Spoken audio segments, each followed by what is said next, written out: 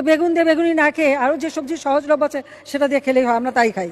মিষ্টি কুমড়া দিয়েও খুব ভালো বেগুনি না বানায়, মিষ্টি কুমড়া দিয়েও বেগুনি বানানো যায়, সেভাবে আমরা করি, সেভাবে করা যায়।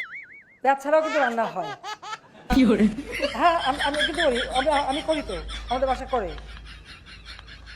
আমরা কিন্তু পেঁয়াজ ছাড়াও মাংসের পরিবর্তে এখন কাঁঠাল, এবং এই এই কাঁঠালের কাবাব হয়, কাঁঠালের বার্গার হয়, কাঁঠাল নানাভাবে কিন্তু এটা বিদেশে এখন মানে ব্যবহার করতে খাচ্ছে, এবং তার দাম কিন্তু অনেক বেশি। আর এখন মাছের কাটার একটা সমস্যা, অনেকে মাছ খেতে চায় না, কিন্তু প্রক্রিয়াজাত করলে পরে কিন্তু এই কাটাও কিন্তু নরম করে ফেলা যায় এবং খাওয়া যায়, এবং সেটা খুব বেশি কঠিন না, এমনকি ঘরে ঘরেও করতে পারেন।